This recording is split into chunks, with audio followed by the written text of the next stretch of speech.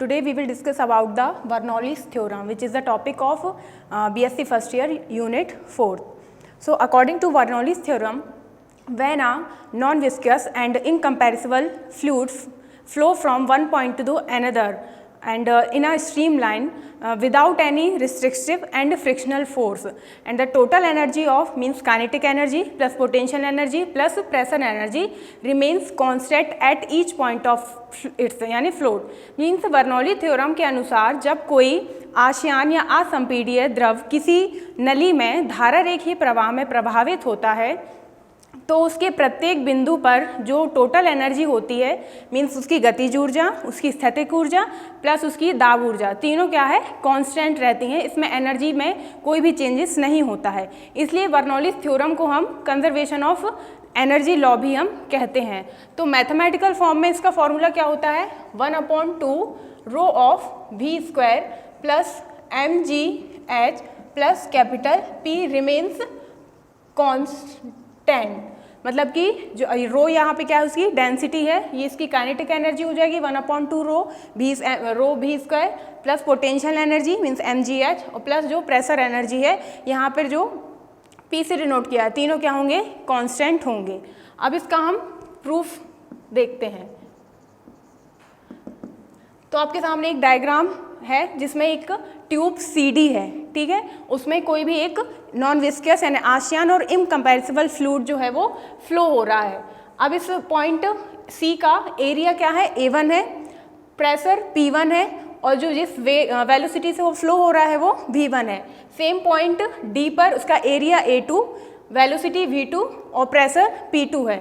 इसकी horizontal height जो है सरफेस A से C तक की वो क्या है h1 है एंड B से D तक की कितनी है h2 है.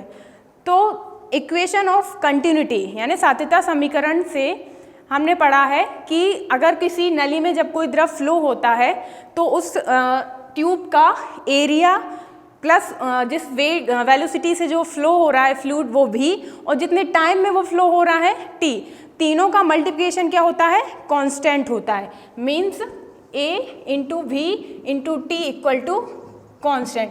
या फिर अगर उस लिक्विड की मास m हो और डेंसिटी रो हो तो इसको हम m/रो के रूप में भी डिफाइन करते हैं. अब चूंकि यहाँ पे हमारे पास दो पॉइंट है C और D, इसलिए ये दो पार्ट्स में डिवाइड होगा. मीन्स C के लिए होगा A1 V1T इक्वल D के लिए होगा A2 V2T equal to constant या m/रो. इसको इक्वेशन फर्स्ट नाम देना है. अब जो हमें तीनों एनर्जी हमें निकालना है, कौन सी kinetic energy plus potential energy plus pressure energy, इन तीनों को हमें फाइंड आउट करना है. तो पहले हम निकालेंगे काइनेटिक एनर्जी. तो सबसे पहले हम जानते हैं हमें यहाँ पे दिख रहा है जो V2 है वो ग्रेटर देन होगा V1 से. क्यों होगा? क्योंकि इक्वेशन ऑफ कंटिन्यूटी ये भी कहती है कि the velocity of flow in a narrower part is more than the velocity of the wider part. Means जब किसी संकीर्ण भाग में फ्लो होने वाले द्रव का वेग किसी चौड़े भाग में प्रवाहित होने वाले वेग से अधिक होता है. और इसका रीज़न भी ये है कि हम जानते हैं कि जहाँ पर दाब अधिक होता है वहाँ वेग कम होता है. और दाब अधिक कहाँ होता है? जैसे चौड़े जगह पर जो एटम्स होते हैं उसके उनके बीच आपस में जो प्रेशर है वो कम होता है, इसलिए चौड़े भाग में वेग जो है कम होगा. और संकीर्ण भाग में उनके बीच आपस में प्रेशर जो है कम होता है, इसलिए दाब वहाँ वेग जो है वहाँ पर अधिक लगता है. इसलिए से एग्जाम्पल है जो गहरा पानी होता है वो हमेशा शांत होता है क्योंकि वहाँ पर दाब अधिक लगता है और वहाँ पर दाब जो है कम लगता है, इसलिए वहाँ पे जो फ्लो ऑफ लिक्विड है वो कम होता है. तो मीन्स मतलब ये है कि जब हम C से D तक जाएंगे फ्लो तो V1 से V2 में एनर्जी क्या होगी इंक्रीज होगी. तो इंक्रीज इन काइनेटिक एनर्जी,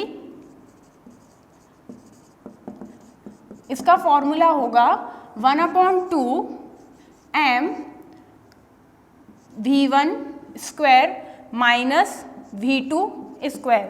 या फिर इसको हम ऐसे भी लिख सकते हैं 1/2 m V1 square V2 square minus 1/2 m V1 square.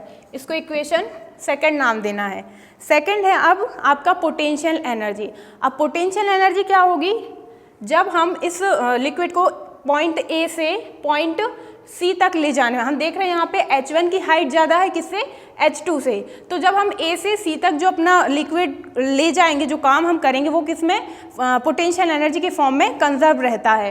तो यहाँ पे जो है H1 is greater than to H2, तो मतलब कि H1 से C से D तक जाने में या H1 से H2 पर जो हम काम कर रहे हैं वो डिक्रीज होगा, मतलब पोटेंशियल, जो ग्रेविटेशनल पोटेंशियल एनर्जी है वो डिक्रीज होगी। तो इसका फॉर्मूला होगा loss of potential energy equal to mg H1 minus H2।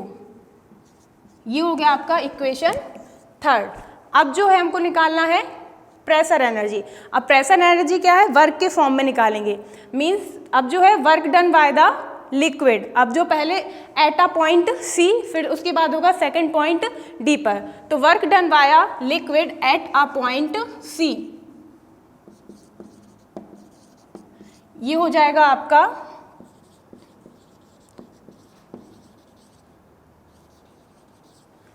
W1 के फॉर्म में होगा।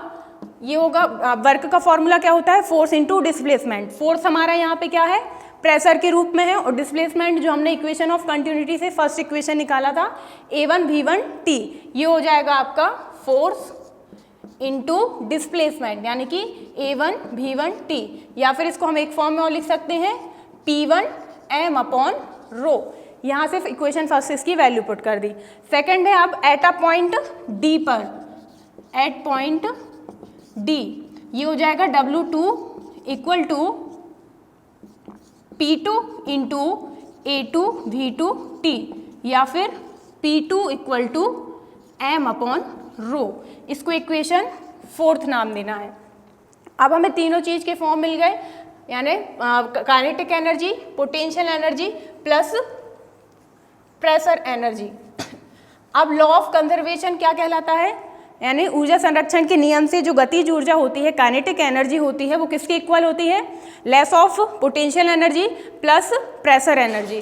मतलब जो तीनों वैल्यू हमने निकाली हैं उनको लिखना है, यानी कि kinetic energy equal to potential energy plus pressure energy.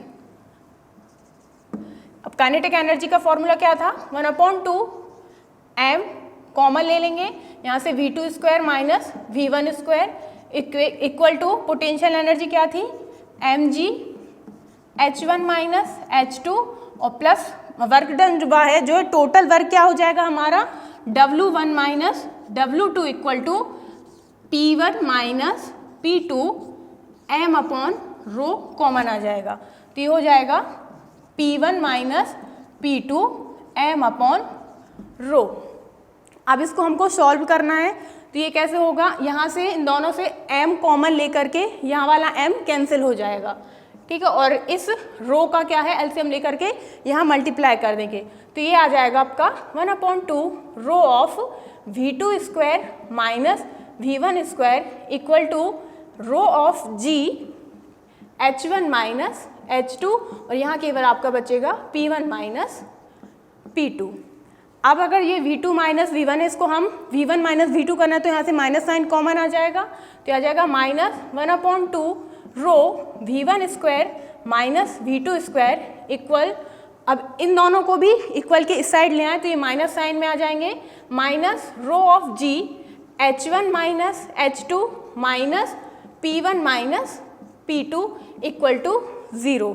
अब इस माइनस साइन का पूरे में क्या करना है, मल्टीप्लाई करना है, तो ये हमें मिल जाएगा 1/2 रो ऑफ, अब अगर V1 माइनस V2 को हम क्या ले लें, V ले लें, H1 माइनस H2 को H और P1 माइनस P2 को कैपिटल P के फॉर्म में डिनोट करें, तो ये बन जाएगा 1/2 rho of V² plus rho of G H minus plus हो जाएगा ये भी, और ये हो जाएगा कैपिटल P, 0 या फिर कांस्टेंट। यही आपकी कहलाती है बर्नौलीज थ्योरम।